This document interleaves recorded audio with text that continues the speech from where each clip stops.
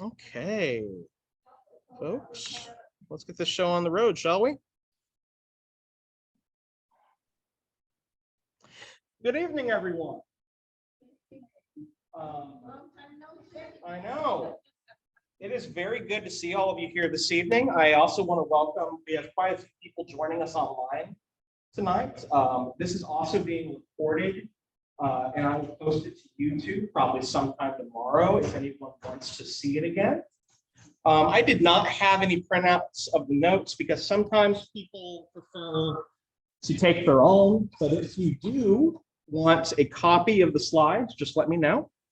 I can get that for you, no problem. Revelation. It's a very serious book of the Bible, as many of you know. This study started for a couple reasons. In the past year, I've had multiple conversations with folks in the church where they have asked me, what's the deal with Revelation? Why is it not something we talk about a lot? Why, hey, Michelle, why is it not something we hear preached on a lot? That's a very good question. And I will tell you that we're going to get into some of that information this evening because it is actually very intentional within church history as to the reason of why it's not something you hear spoken of a lot in church. That is very intentional. So we're going to get into that specifically tonight. Before we get into any of the, what I would say, the meat of Revelation, this evening's unit is going to be kind of a general overview of what Revelation is. And also some of the issues we run into in the year 2022 when we step into a circle where we want to read Revelation well. Because it is probably more than any other book in the Bible today, very loaded because of its mystique, shall we say. So I want to show y'all some of the primary sources I'm going to use, interested in. I use many sources for this study. These are the ones that I primarily rely on and go back to, particularly Eugene Boring, William Pender, and N.T. Wright, their commentaries on the book of Revelation. I then also have kind of a really kind of ultra progressive source, which is this first one here, Heaven on Earth. That is a progressive ecological reading of Revelation. I also then have a right down here, Steve Gregg. He is my fundamentalist source. And the reason why I'm telling you this is very important. So Steve Gregg is a scholar. When you study the book of Revelation and when you are trying to find sources on it, you have to be very careful. And the reason why is because it's a topic that everyone wants to write about. And some people who write about it may not be as unbiased in their presentation as they want to believe. Because of its popularity, because of how, again, the mystique of Revelation, because it sells books to make a book on Revelation, you run into a lot of people who don't back up their claims, who make big sweeping generalizations, who make big sweeping interpretative remarks, and then don't back it up. Steve Gregg released a book a couple years ago that is considered to be, hi guys, one of the best, what we will call fundamentalist sources. He is someone who, and we'll talk a little bit more about what these terms mean. He is someone who is a dispensationalist, who believes very much in things that we have all heard of, like the rapture, like tribulation, these common terms that you may have heard tossed around in the past 25 years or so. Here is the issue with Steve Graham. He does have a PhD in New Testament. The source of his education, however, which I did not know, is actually unaccredited. He has not gone through peer review. He has not submitted, he has not gone through the ringer of talking with other Bible scholars to have him argue his point. And unfortunately, it shows. He makes really big claims in his book and then never cites a source or never provides a source to back up his claim. And even in one case already within his very first chapter, I found somewhere he didn't provide a source. We made a historical claim that was outright fabricated and commonly known to be fabricated. So the reason why I'm saying this is when I use him, I want you to take it with a grain of salt. He is seen as being the premier scholar for that particular type of viewpoint today. But I think that he has done everyone a real disservice. I would not consider him to be as academically honest as the other scholars on this list, and that is a real shame. So that's a caveat. Okay, there you go. All right. I love this quote. Sure. No, there's not. Sorry, I can't do that. But I can, do you want me to turn the lights down a little more? Okay. So I love this quote from J.K. Chesterton. He is a very famous biblical scholar of the early 20th century.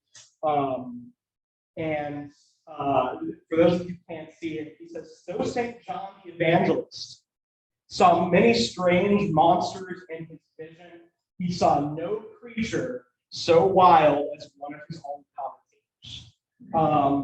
That really makes me laugh. I love that.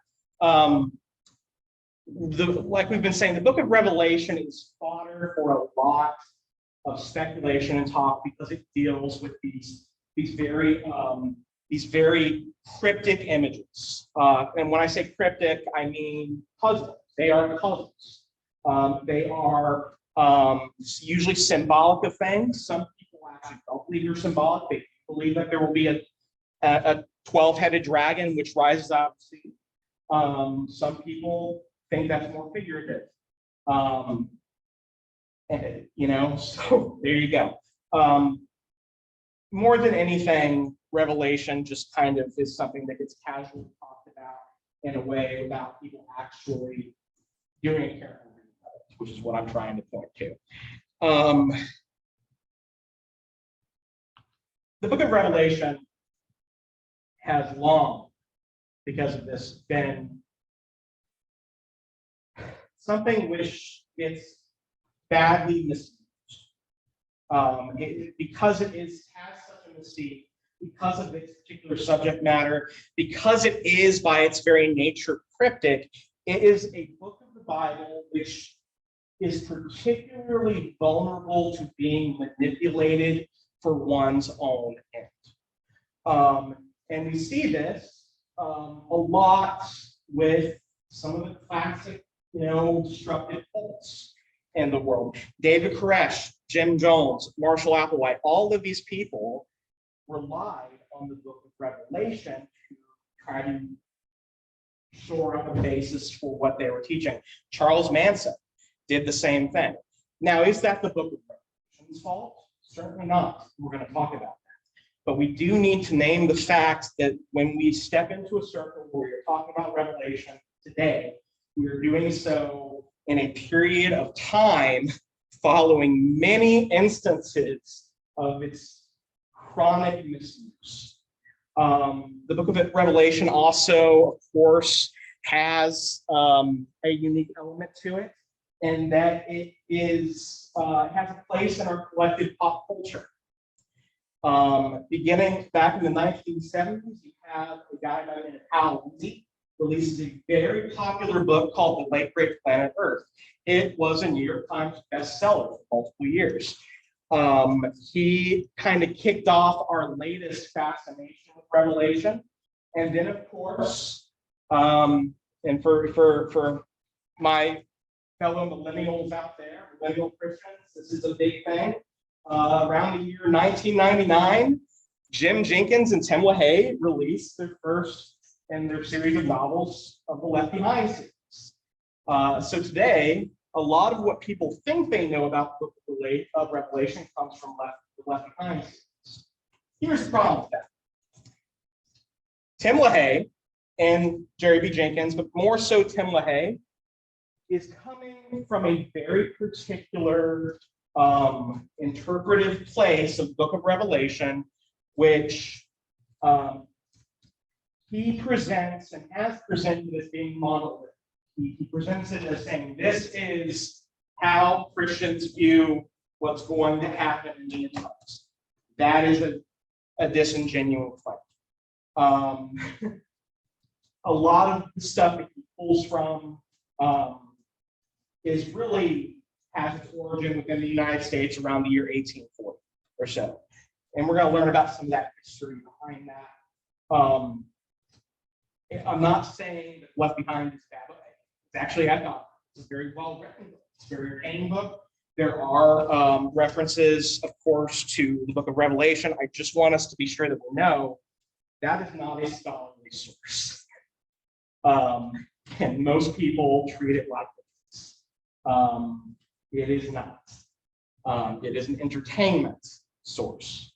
So what I'm hoping to do through this class is to help us separate the entertainment from what the book of Revelation actually has with it. I want us to read Revelation responsibly. I want us to look at it, and I want us to analyze it, and I want us to read it as faithful Christians who are seeking to connect with our Lord through this book, rather than as something which is a mystical sideshow attraction, which is how some people unfortunately treat it. I think that's not a very faithful way of looking at Scripture at all. It's not a dog and pony show. Any questions before we go forward on that? Any clarifications on kind of my purpose behind this particular study? Okay, all right.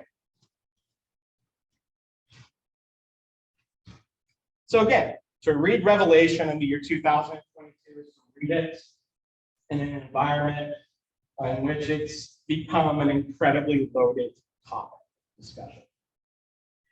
But the truth is that most people assume certain interpretations onto Revelation, and they do this with a sense of certainty. But those interpretations, again, do not represent the entire view of Christian history. They don't even represent a major minority within Christian history. They tend to be pretty fringe beliefs from the past 200 minus years. We're really looking at stuff in the 20th century. Things like the rapture, things like that. These are really things that are fairly new interpretations. That is not to say that they're incorrect, but they are new. If you were to go back 2,000 or 1,900 years and talk with a first century Christian and talk with them about our concept of the rapture that we have seen in media like Left Behind, they would have no clue what you're talking about. In fact, they would think that you had invented something. We're going to talk more about common how the viewpoints have changed. But again, I want us to mention, and I want to be really, really sure on the fact that this is not the book of Revelation's fault. There is nothing dangerous about the book of Revelation. There is nothing inherently ultra taboo about it. These are things that we have foisted upon Revelation, and we have done it a real disservice in that sense, because it is Scripture.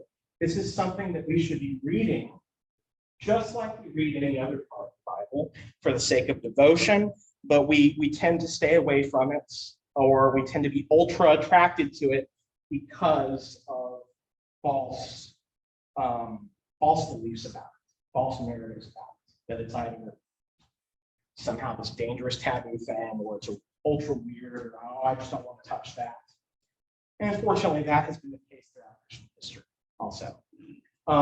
Wayne Pinder says, for centuries, the book of Revelation has been the supposed source of much turmoil in the church, supposed because the turmoil is foisted upon the book rather than the book instigating the turmoil. That is very true. So if you have stayed away from talking about Revelation because you feel like it is this trap of it's just weird, or one thing I commonly heard, Sharon, we were just talking about this, that it's scary, or that it's just too complicated to understand, I want us to try to break that and try to come at Revelation with fresh eyes, realizing that as Scripture there is a lot here that not only has to do with this idea of prophecy or the far off things or the end times, it has to do very much with us today. Revelation has a very powerful message to it that gets so lost in translation and in our talk about it because we become so hyper-focused on these images that we forget the core of what it's trying to say to us, which is very profound, very important. Particularly, I think, in this age, we really need that. So this is another kind of example of its misuse. French Davidian cult leader David Koresh was influenced heavily by imagery from the book of Revelation and used it to justify the belief that he himself was the second coming of Jesus Christ. He is not the first person to do that. He will not be the last person to do that. And in fact, one of the negotiating tactics, sounds very interesting, which was used by the ACF during the siege of Koresh's Waco compound, was to offer Koresh a typewriter so that he could finish writing his own commentary on the book of Revelation. But again, it would be incorrect to assume that Revelation was somehow responsible for driving Koresh's madness. I don't think that's the case. I don't think there's anything that if a person reads the book of Revelation, they're automatically going to become a destructive cult leader or whatever. I think that's a false narrative. Rather, he was a tormented individual beforehand. He was drawn to elements in the book of Revelation because they helped him to use that imagery to back up his own insanity. The Christian church's greatest difficulty with the book of Revelation has not been the book of Revelation itself, but those who seek to chronically misuse it. Any questions before we go into some of that? How are we doing over here in computer land? Any questions so far? Doing just fine. Okay. All right. Could you turn to, Sure. We're having trouble hearing you, Pastor. Okay. Let me see if I can remedy that, okay? Andy, it's we can hear you quite well whenever you're facing toward us. It's when you turn your back and you're walking around and you're talking to other people that we can't hear you. Okay, thank you. I will try to remedy that as best I can.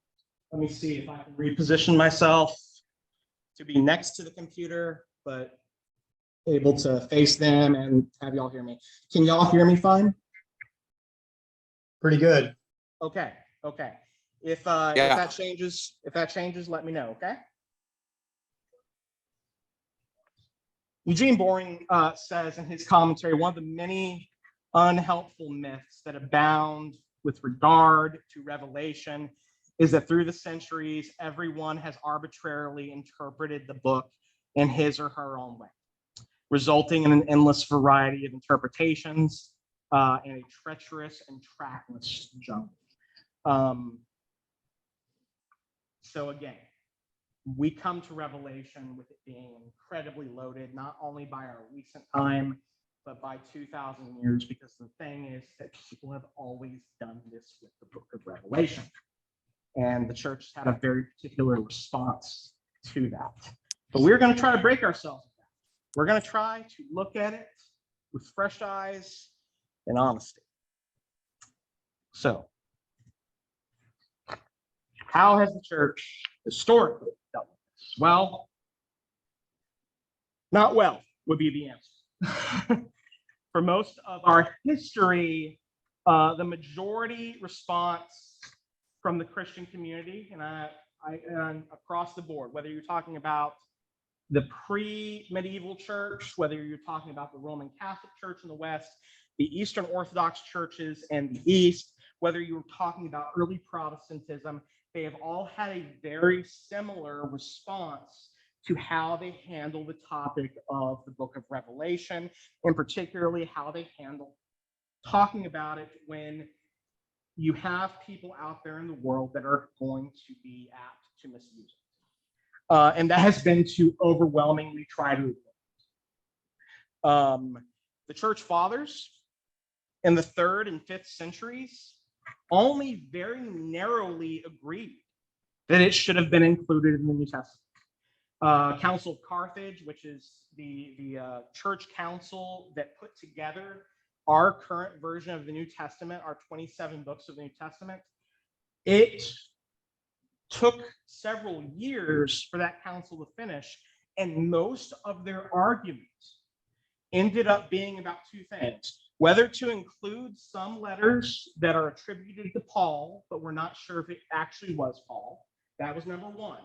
The second one was whether or not to include the book of Revelation, because some people thought it was either too dangerous, they did not understand if it was actually written by who we have historically made the claim it was written by.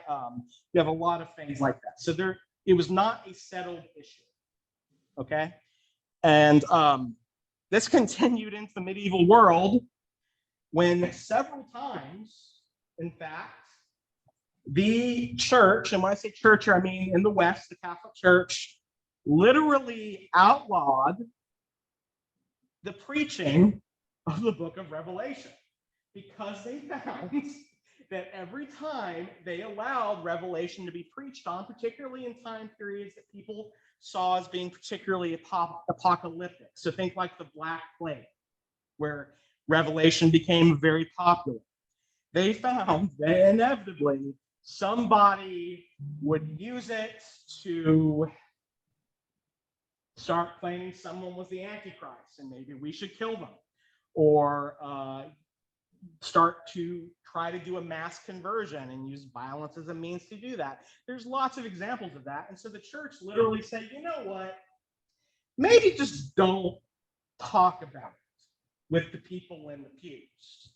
You can talk about it in your universities, you can talk about it in your seminaries and in your monasteries, but when it comes to talking about that portion of the Bible with the people, maybe just don't do that.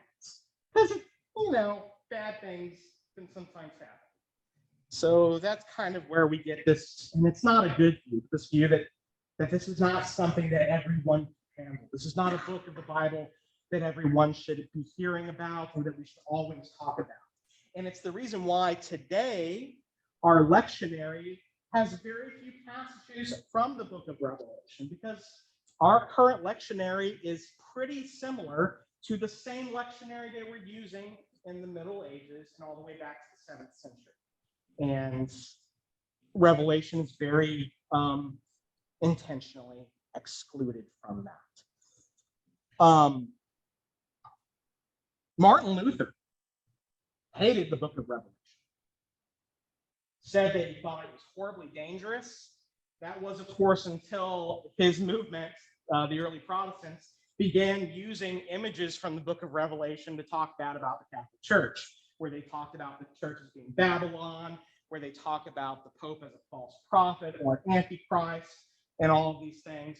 So when it became useful to them for the sake of their own kind of propaganda, they were fine with it. But initially, Martin Luther thought it was pretty, he says some pretty bad things about it. He essentially says it's useless, if not dangerous. I I love this fact. John Calvin, the founder of Presbyterianism, wrote a very excellent commentary on the Bible. There are 66 books in the Protestant version of the Bible. He wrote about 65 of them. He left off his book on Revelation, I kid you not, because he said, and pardon the image, that it caused him to have diarrhea whenever he read it. You can't make some of this stuff up. We're going to really hope that doesn't happen this evening. You know, if it does, you see to yourself. We forgot in the church that the book of Revelation is to be a blessing. Revelation chapter 1, verse 3 said, "Blessed are those who hear and to keep what is written in it." How are we to be blessed if we ignore? How are we to be blessed if we are chronically afraid of or don't want to get into the weird cryptic imagery of? We really miss out, I think.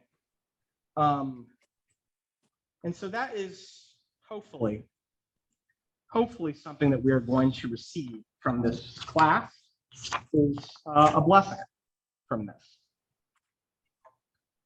Before we get into kind of the genre that Revelation falls in, what are your thoughts here? What has been your experience with the book of Revelation? Or more commonly, I think, especially in mainline Protestantism, your lack of relationship with it. What has that been like?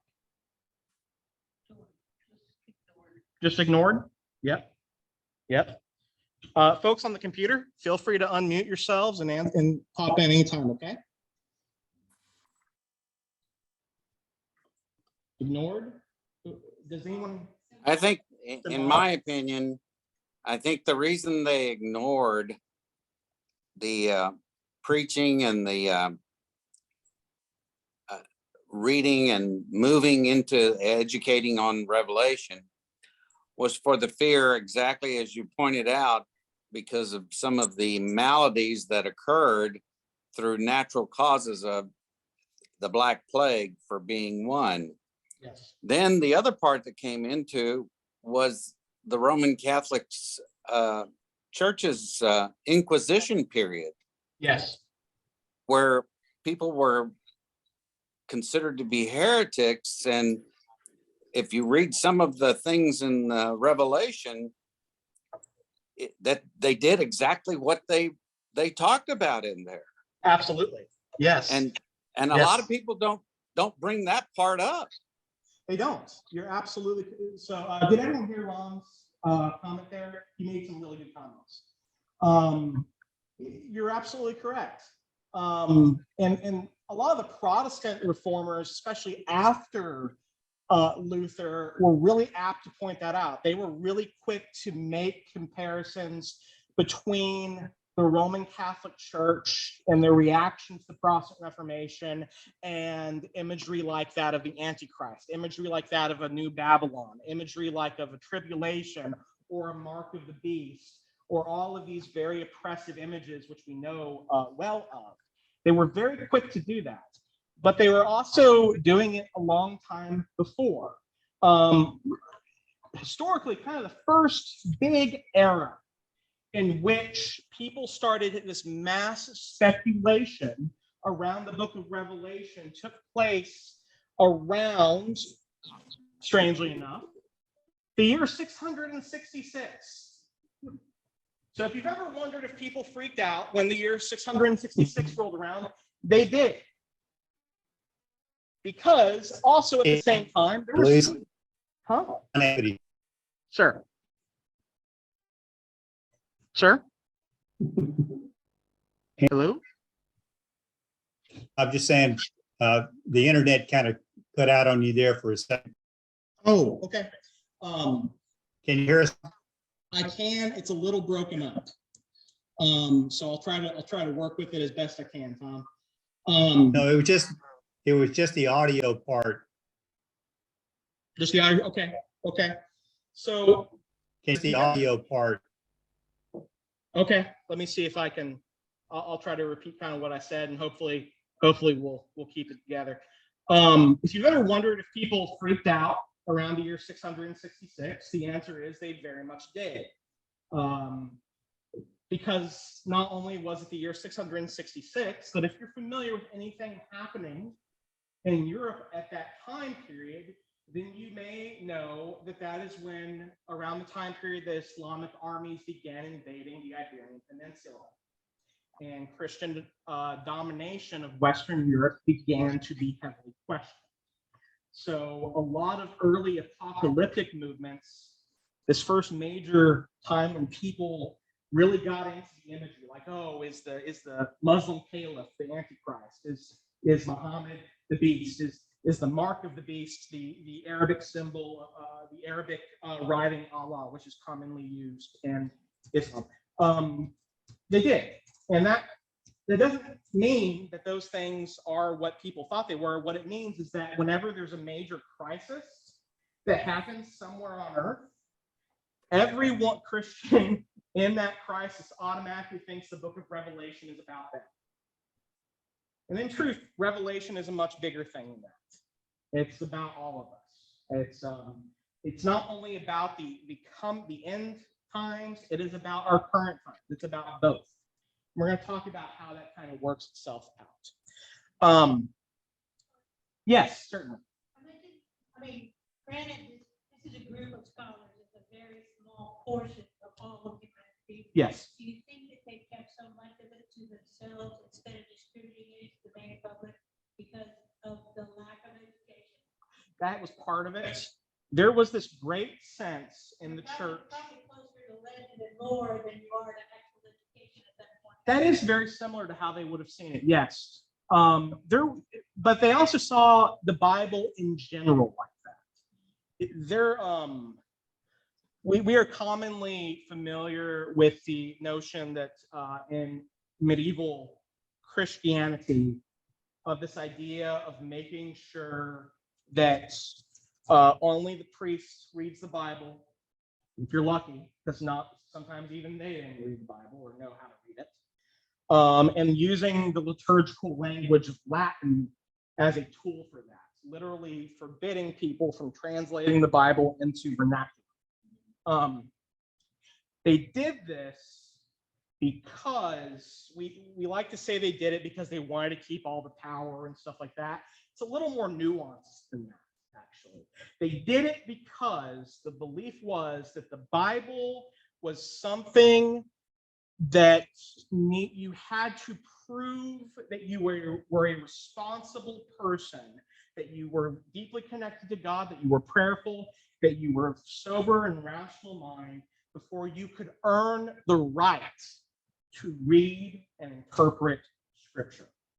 Because we think there was such a period of time where more people had access to the Bible's stories and images, and they used them as a means to do all sorts of weird, crazy, kooky things. And so yes, it's a way of juvenilizing the majority of the Christian population. Y'all, and when I say y'all, I don't mean y'all specifically, so please don't say I'm speaking as the historical church leader, what would be called the magisterium. You were the shepherd protecting the flock. Precisely. And when Jesus, okay, so here's when in the Gospels, when Jesus says, do not give pearls to pigs, otherwise they may trample on them, turn on you, and kill you. That was commonly used in the Middle Ages and meant to kind of illustrate why you shouldn't let the majority of people read the Bible. The Bible's a pearl, but they're not the common people. They're not really with it. They're not really spiritual enough. They're not rational enough. They're not well educated enough. if you give it to them and teach them to read it, they're gonna take it and trample on it, and then they're gonna turn against you and kill you. And ironically, in history, that's kind of what happens. Because it's not a coincidence that the Protestant Reformation takes place around the time period when books become more widely available. That kind of is what happens. Now, is that somewhat of a good thing? Yeah, probably. But also, what have we seen in the history of Protestantism? Endless fragmentation based off of every single person's little interpretation of Scripture. Endless fragmentation, sometimes very violent fragmentation, based off of this constant game of I'm going to have my own view of what the Bible actually says, and I'm not going to listen to yours. I'm going to start my own little church over here, and you're going to do your thing, and maybe I'll come over and kill you. You know, hopefully not. So you're kind of seeing the dynamic there. There's a trouble there, right? With saying that everyone is an equal interpreter.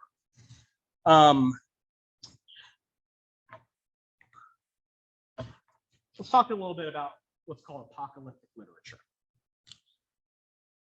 Within the entirety of the Bible, Revelation is pretty unique for the type of genre Bible book it is. Really, only the second half of Daniel and Revelation fall into this category of this apocalyptic vision of the end of the world. You could arguably say parts of Ezekiel, but really it's the second half of Daniel, Revelation. Now that's in the Bible. Okay, that makes it unique in the Bible. But the truth is that by the time the New Testament was being written, there were actually many different types of apocalyptic literature, apocalyptic books floating around the world within Judaism specifically that people would have been familiar with. And I want to show you a little bit of that today. I'm going to try to hold these up also to the camera here a bit. This is about 4,000 pages. This is called the pseudographa. Pseudographa meaning sort of writings. These are books that fall into the biblical genre, should we say, but are not included anywhere in the Bible. They're not considered to be bad. They're not considered to be heretical. They're just some of the many hundreds of works of literature that could have ended up in the Bible, but didn't because we didn't have unlimited paper. Okay, so I'm going to hold that up again to the camera to let them see. About 4,000 pages.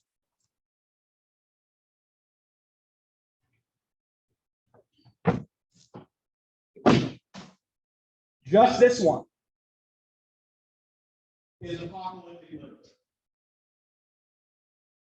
More than 50%. So that gives you an idea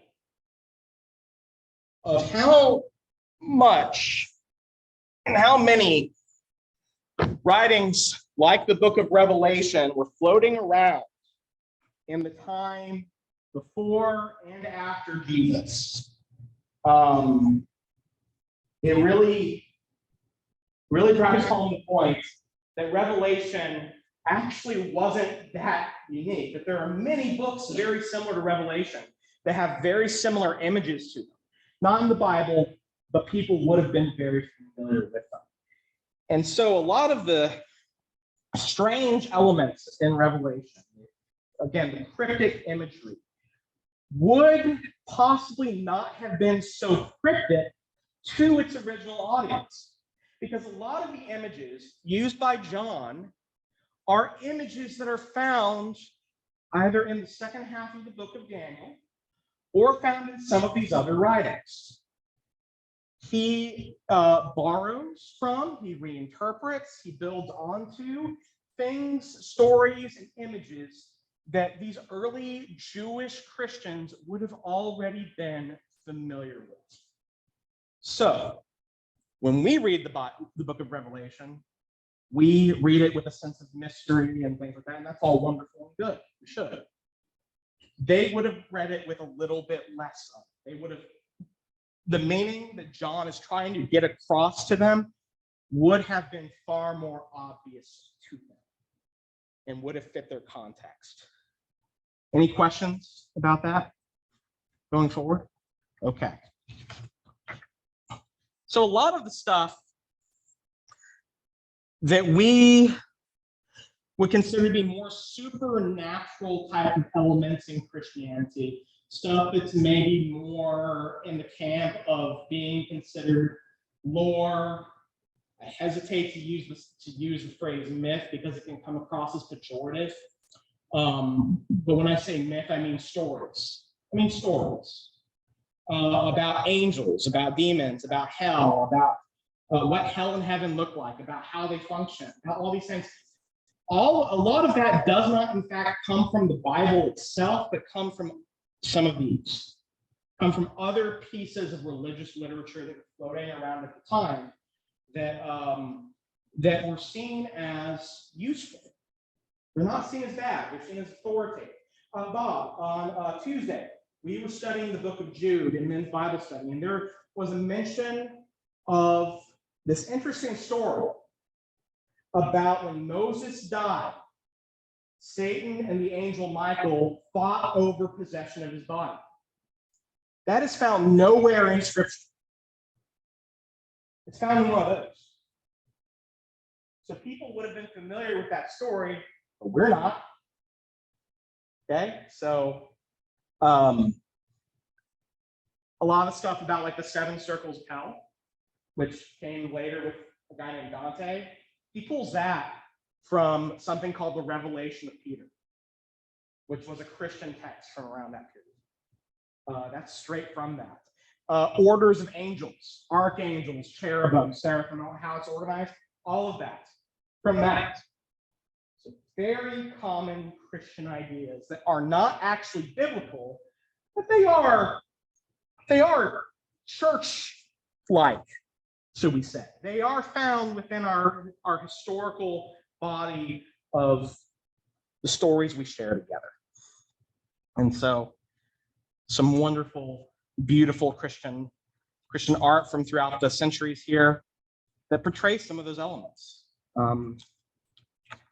So that may sound like I'm telling you that means that it's less authoritative. That's not what I mean to tell you at all. I mean to tell you that it's only cryptic to us because we're disconnected from its context. And so maybe one of the cool things that we can do, and only do in part, yes, but we can still do it somewhat, is illustrate some of that context and make Revelation a little more clear to us about what it's trying to say. That's what we're going to try to do here.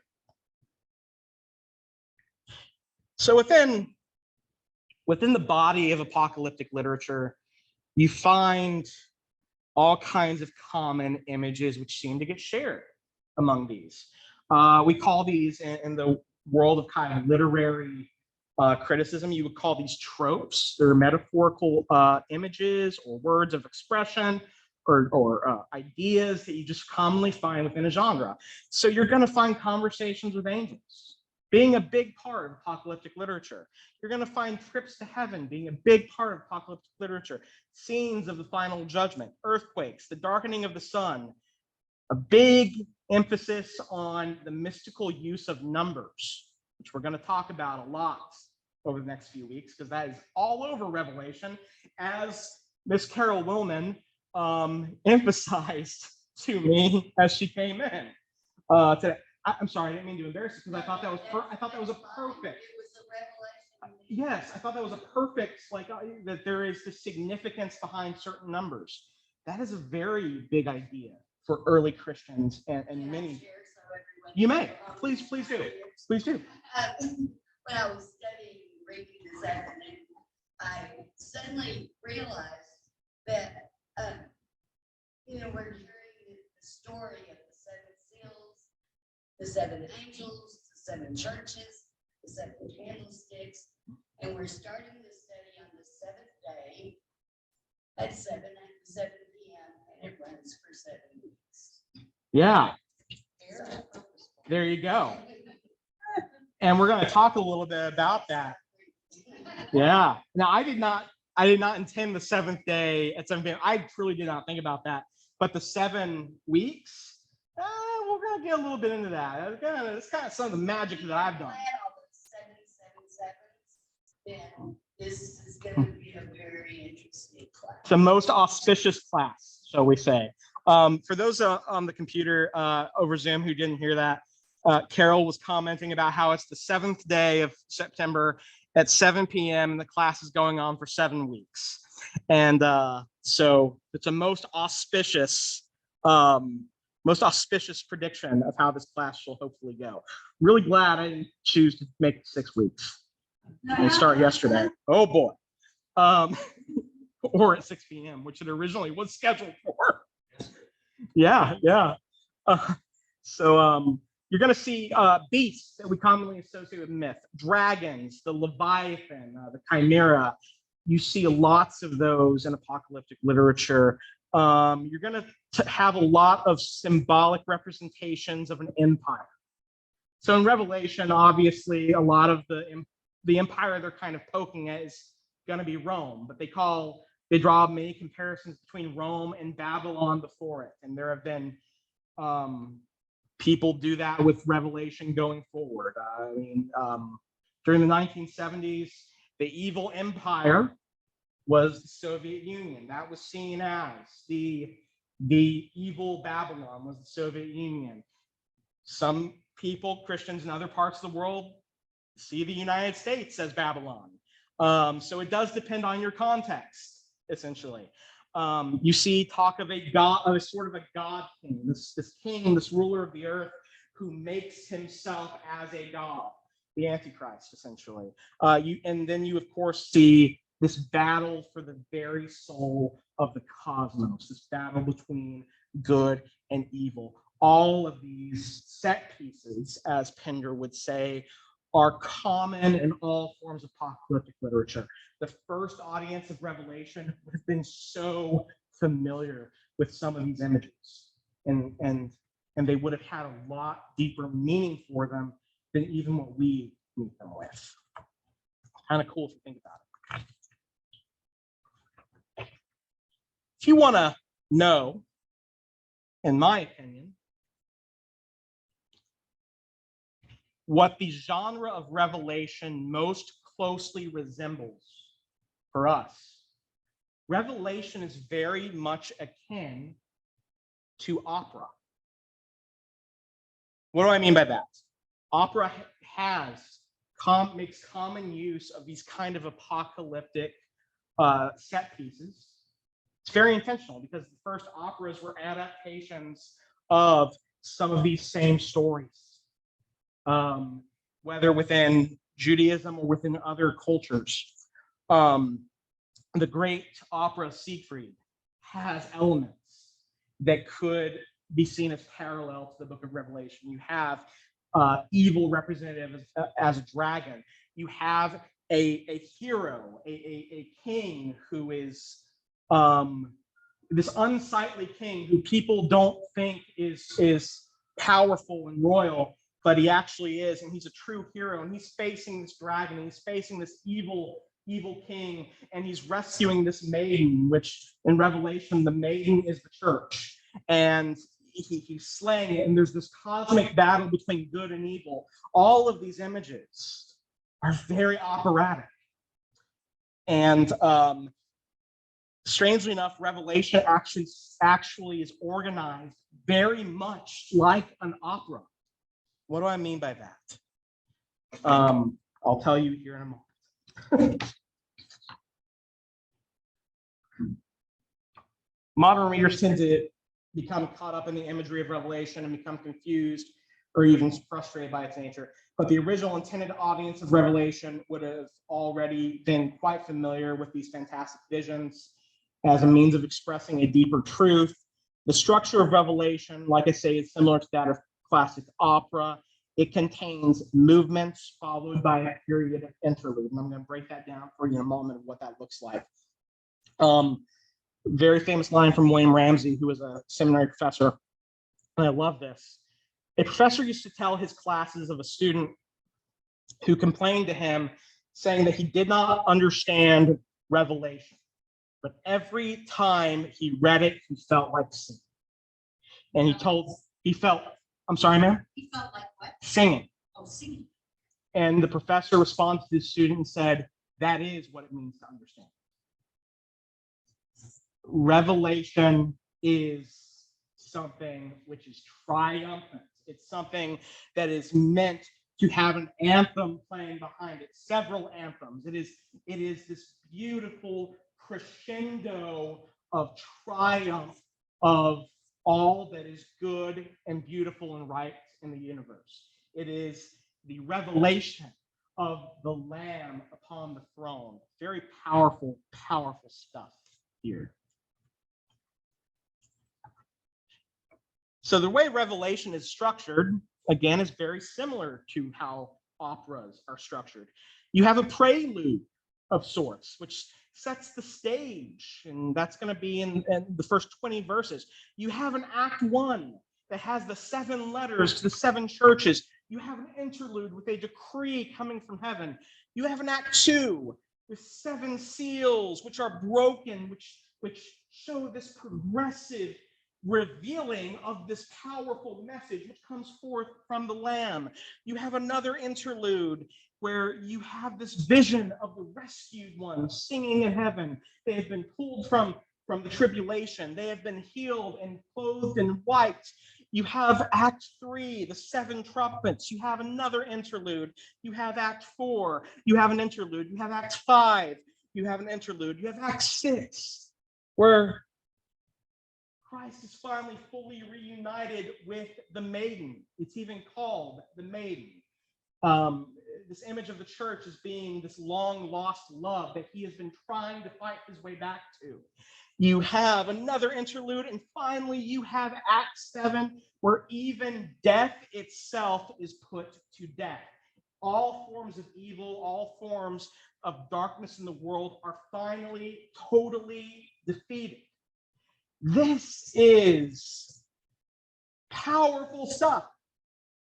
It's beautiful stuff. It's meant to make your heart jump inside you. It's meant to be exciting. Yes, some parts of it are scary, I guess. It's scary in the same way that the Lord of the Rings is scary.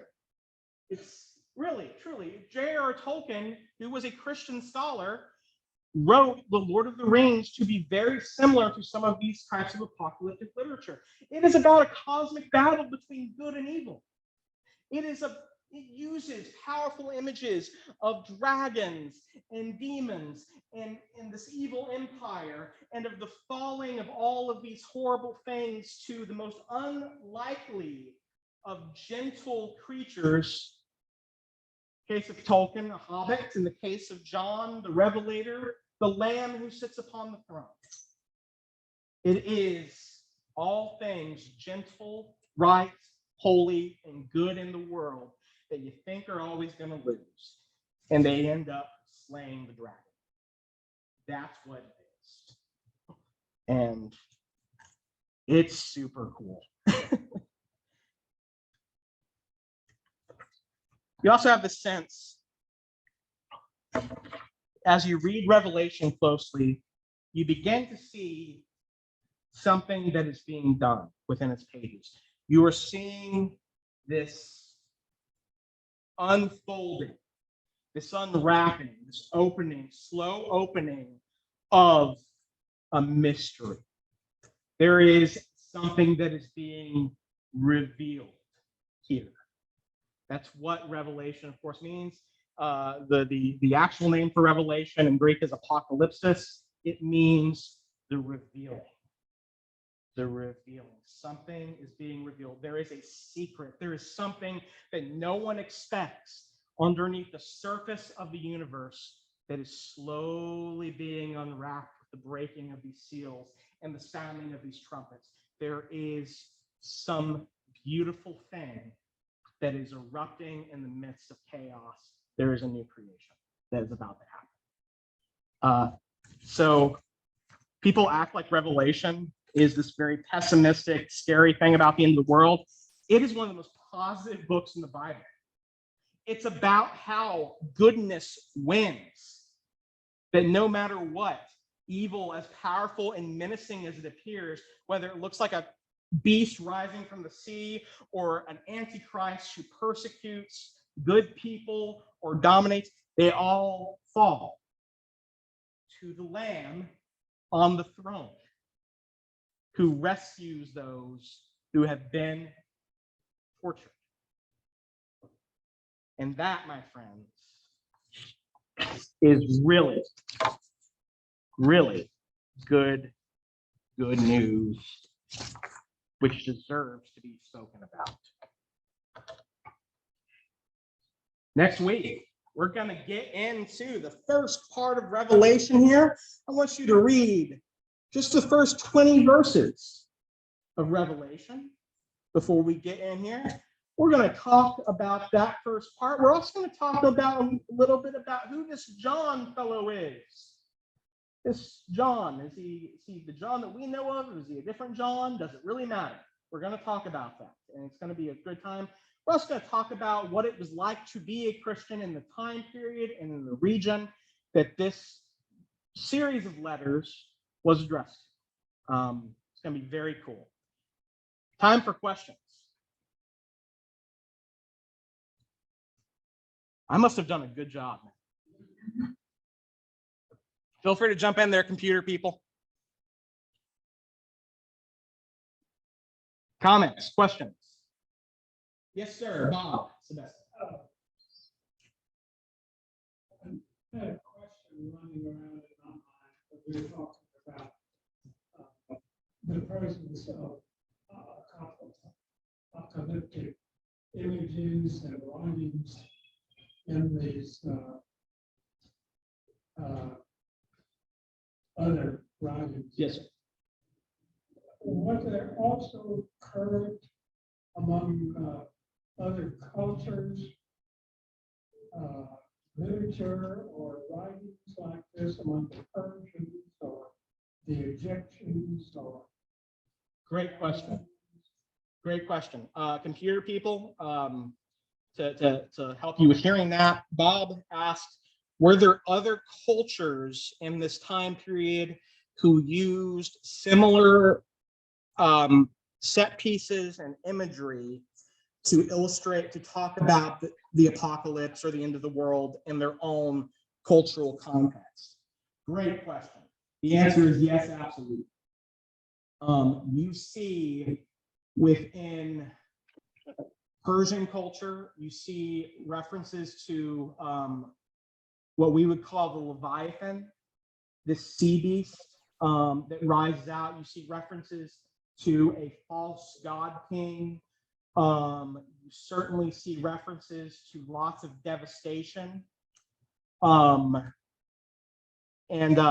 even in the Buddhist religion, as it is practiced in India, there are kind of literary bodies which talk about a similar figure to what we would call the Antichrist, known as Mara, this evil, almost like an anti-Buddha, who teaches selfishness, greed, and evil to the world and reigns.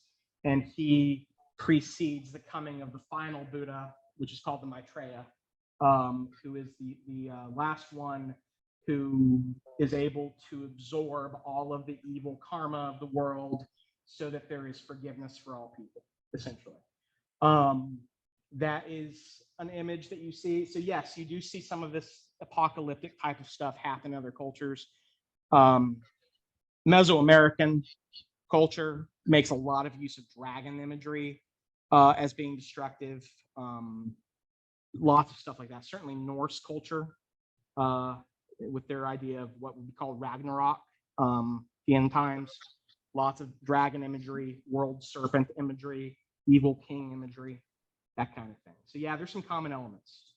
Yes. William James, the great scholar William James, believes that a lot of the images found in Revelation are images that exist within our collective unconsciousness.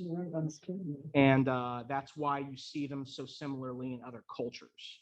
That these are things which are encoded into our collective DNA almost.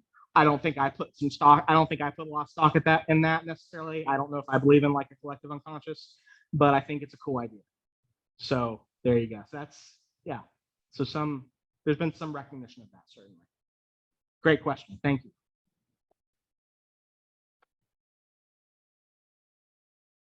Any other questions?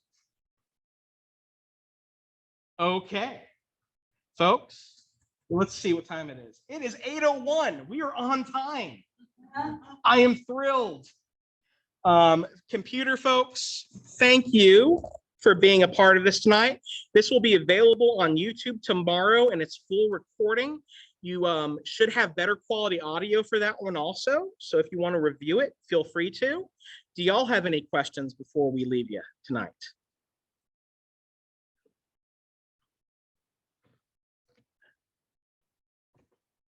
Okay, folks. And thank you, Ron. Thank you, Ron, for being here. It is my absolute pleasure to do this for y'all. I will send this out tomorrow. We appreciate you being with us. Great study. All right, folks. Good night to you.